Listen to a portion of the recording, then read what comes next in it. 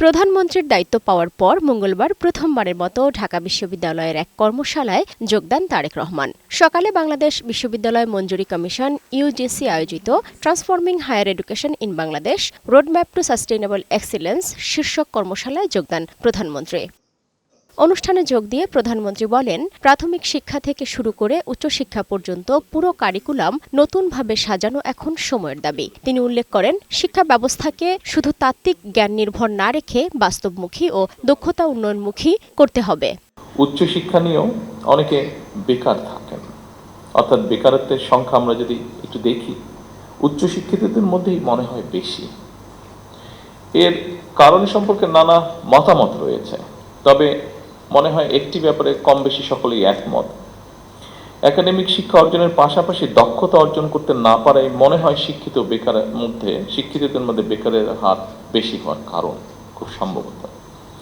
এবং সেজন্যই বর্তমান সরকার মনে করে প্রাথমিক সিলেবাস থেকে শুরু করে উচ্চতর পর্যায় পর্যন্ত আমাদের শিক্ষা কারিকুলামগুলো একটু নতুনভাবে সাজানো বোধহয় এখন সময়ের দাবি।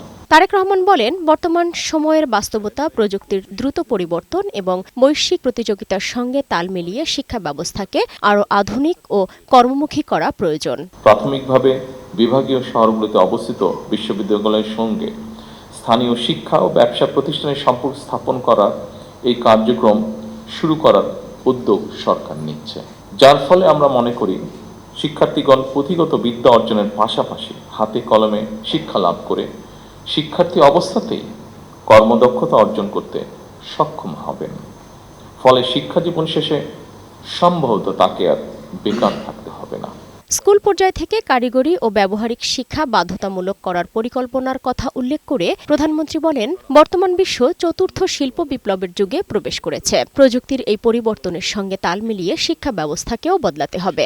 চতুর্থ শিল্প বিপ্লবের চলমান এই সময় এআই বা কৃত্রিম বুদ্ধিমত্তা, robotics, automation, genetic engineering, biotechnology, cyber security, quantum computing, big data, material science, nano technology, পঞ্চম প্রজন্মের ওয়্যারলেস প্রযুক্তি, এইসব উন্নততর প্রযুক্তি একদিকে আমাদের চিন্তার জগৎ নিয়ন্ত্রণ করছে। এর ফলে নিত্য নতুন প্রযুক্তির ব্যবহার একদিকে প্রথাগত চাকরির বাজারে বেকারত্ব হয়তো বাড়াচ্ছে, অন্যদিকেও আবার তৈরি করছে নিত্য নতুন ভিন্ন ধরনের কর্মসংস্থান।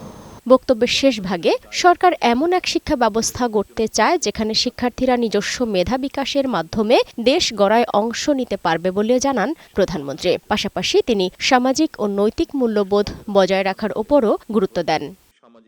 সালমা জাহান মুক্তা, বৈশাখী সংবাদ, ঢাকা।